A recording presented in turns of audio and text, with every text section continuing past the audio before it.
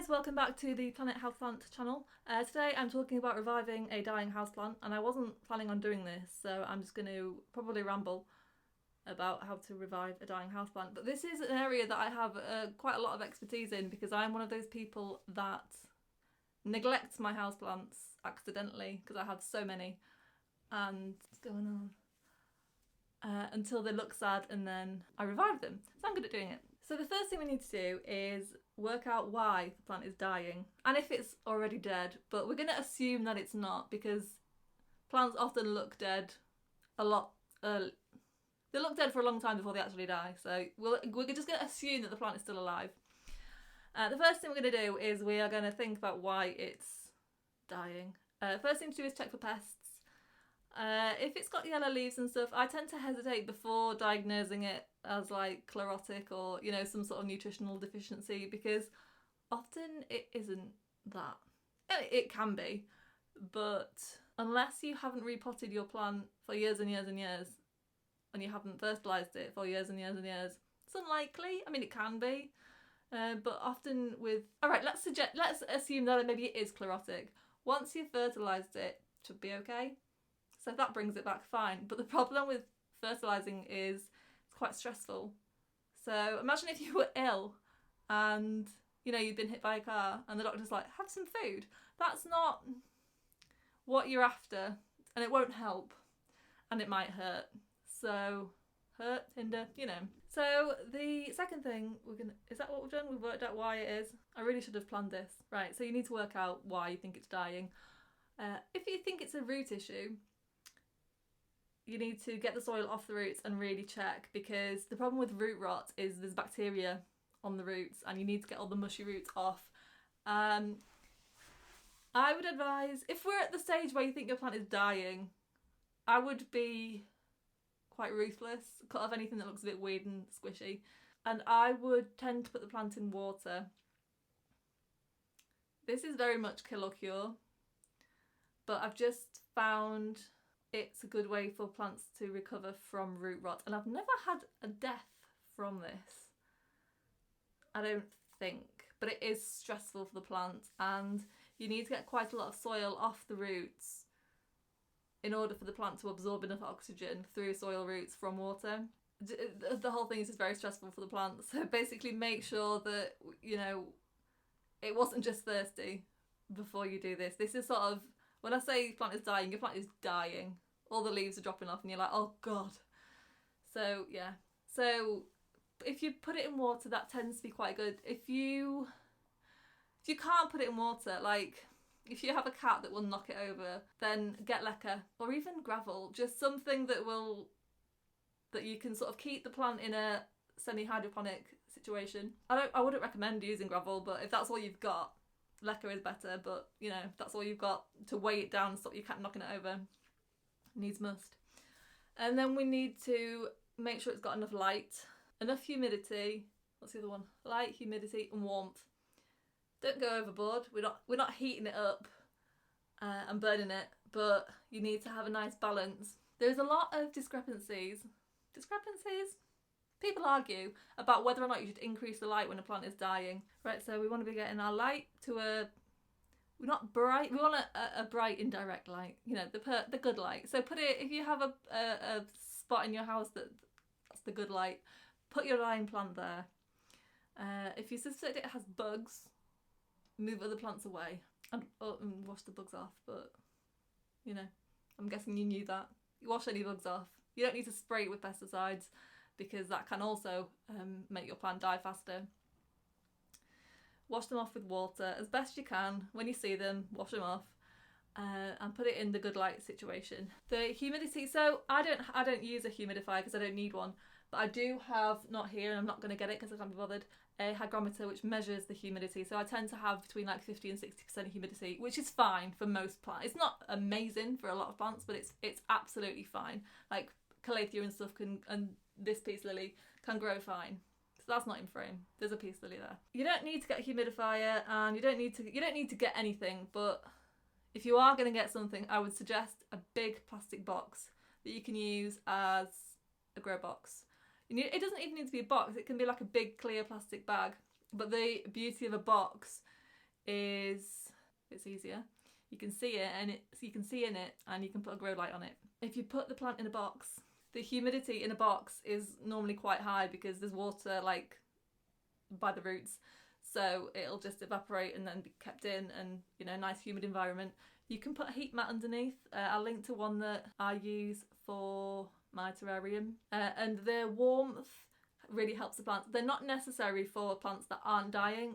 They're not necessary for terrariums.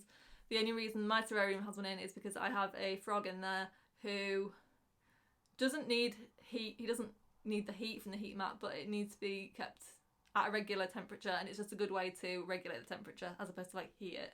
You didn't need to know that. A heat mat can help a dying plant.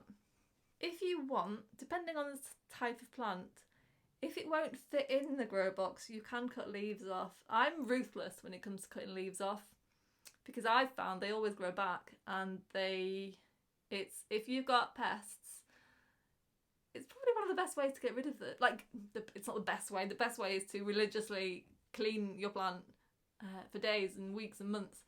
But for people that don't do that, but can't be bothered to do that, don't want to do that, if that's pests, I found are quite stressful. If life is stressful, pests on plants do not help. They're just one extra thing, and if you cut all the leaves off, the plant will probably be fine because, you know, it's got a healthy root system, and the pests are gone. They'll go because, you know, where else are they going to go? They can't. They're on the pests stay on the plant for the leaves. If the leaves are gone, the pests will die. As long as you keep it away from other plants, otherwise you'll just spread the problem around. Sometimes it can take months for plants to start to regrow, and I would advise just keep an eye on the roots. If the roots are still healthy and growing, which is why putting the plant in leca or water is preferable, because you can actually keep an eye on the roots. So you don't need a grow box, but they are really helpful for not only keeping pests in, but really controlling the humidity. You can put grow light on them, but you can also just put them on a windowsill, and they're protected from like the cold and harsh sunlight, and it just seems to be a really good environment for a plant to rehabilitate. So I've just had a lot of success with doing that. But even just if you don't have a grow box, even just putting them under a grow light or even just a lamp can really help. I've really found light to help, even though a lot of people say that you should reduce the light for a stressed plant. It's just my experience, so, you know, I'm not promising anything. If your plant is struggling, there are a few things that I'm not saying that you shouldn't do, but that may not be the cure that you kind of think that it will be. If your plant looks dry and sad, don't water it unless you know it's sad because it's dry. Because, as you know, a million people have said, overwatered and underwater plants look quite similar to the untrained eye. And sometimes they look similar to the trained eye until you look at the roots. Also, repotting plants. If the reason your plant is sad is because it needs to be repotted, it can help, but that's really quite rarely the case.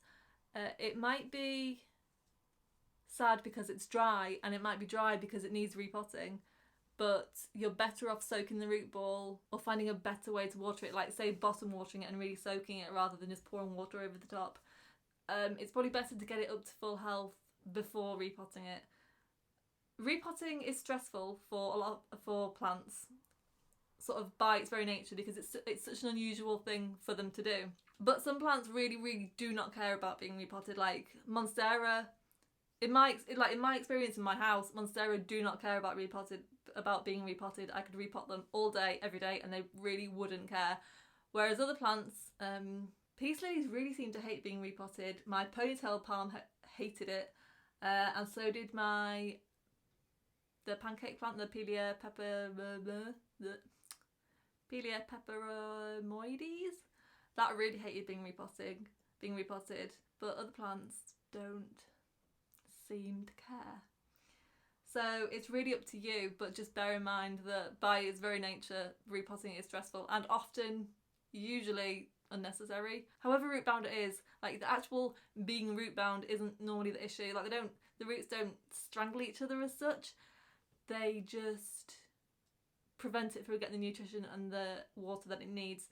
So if you just take it out of the pot, or even leave it in the pot and just soak it from the bottom, even add a bit of fertiliser in if you want, that will bring it back or help it, and then maybe wait a couple of weeks and then repot it. Having said that, like, I feel like having said that a lot, often you might see a decline after you've repotted a plant and then it comes back stronger.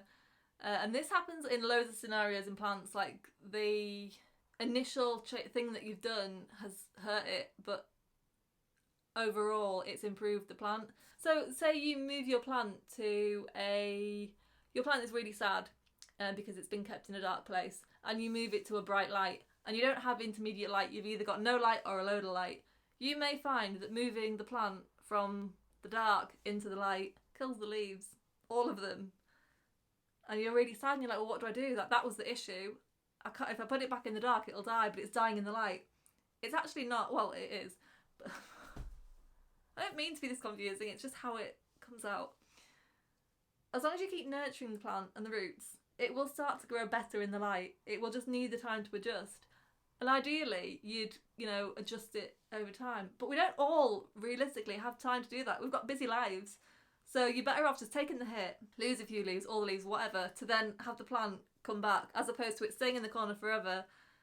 Those leaves stay alive for as long as the lifetime of the leaves, a year or so, but then it just dies back to nothing. This is why we say, don't just shove your plants outside because you'll burn them. Do it gradually. It might not kill the plant though. I mean, if it's that hot, it'll kill the roots. But in general, the roots are protected by the soil.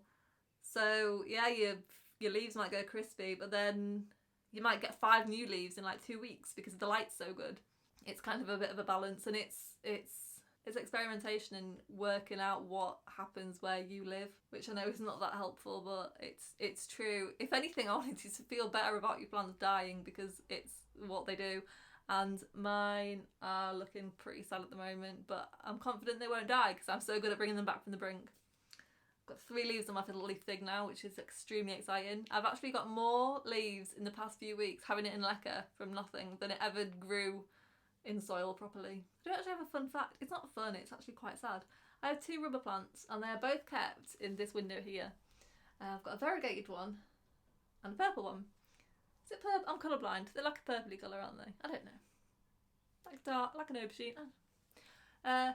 So you would think they were both really cheap from supermarkets. I can't remember how much the purple one was, but the variegated one was $2.99. And you would think that the variegated one would grow slower because it's variegated. It hasn't got the chlorophyll, so it doesn't grow as quickly. No. The purple one has put out 2 leaves in the 2 years that I've had it. The variegated one has gone mad. I'm gonna get it. It's here. No, it doesn't look that it's gone mad because it lost 1, 2, 3 leaves in winter. But it's recently, so it put out this, so these are all the leaves it came with. And then it put out this one, which I think was a practice. It didn't really know what it was doing. That's fine, we've all been there. And then it put out this little one. And then it's just started putting out big, beautiful leaves. And I'm just so proud of it. And it's gone mad. And I love like I said, I'm colourblind. But I'm not that colourblind. This is like a corally pink, yeah?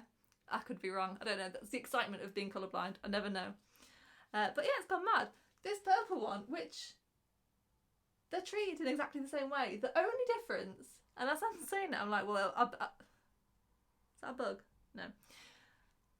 As I'm saying it, I'm like, well, they're not treated exactly the same because they're watered at the same time, so they get the same amount of water at the same frequency. But this is in a plastic pot, and that is in a terracotta pot. And as I sit here relaying this rambly story to you, I'm like, yeah, that one's not growing because it's in terracotta and it's drying out too much.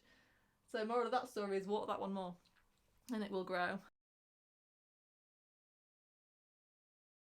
And on that really boring, rambly, weird note, I will just stop the camera because otherwise I'll never stop talking. I hope that was interesting, useful. Any comments, please link below. I'll leave any necessary, there are no necessary blog posts, any useful blog posts that I've got. I have got one on rehabbing plants in water. If you have an aquarium, I feel like I just talk about my aquarium all the time, but they are so useful. If you have an aquarium, if you don't set one up. God, way too much work. If you have one, rinse the leaves off well and just pop it in the aquarium.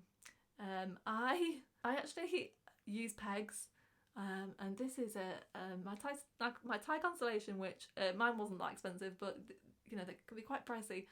And mine is pegged up by 2 leaves, and it looks like it's in a hostage situation. But yeah, just do that, and God, they grow quickly. Like the roots just, you get such thick, fat water roots from growing in aquariums. I was really worried about it because they do get root rot quite quickly. I wanted to put it in leca. Did an intermediate in the aquarium, even though I think it'll stay there now because he bloody loves it. And I couldn't be bothered to clean the roots properly, and there was a lot of soil like proper stuck to the roots, and it was getting to the point where I was damaging them when I was trying to clean it. So I was like, just put it in. And within days, like really big, fat, thick, white water roots were coming through, so it loves it in there. So what was I even on about? Oh yeah, if you have an aquarium, they're a brilliant place to rehab plants, just because the aquarium lights are normally good, humidity, it's all just perfect in a fish tank. When you're in the rehab stage, I don't tend to worry too much about like the flushing, because I don't add nutrients to the water. I just try and use rainwater, but honestly I use tap water 9 times out of 10, so water quality isn't that big of a deal. I really hope that was helpful, and I will see you next week. Thank you for watching. Please like and subscribe, because that's what you're supposed to say in a YouTube video. Bye.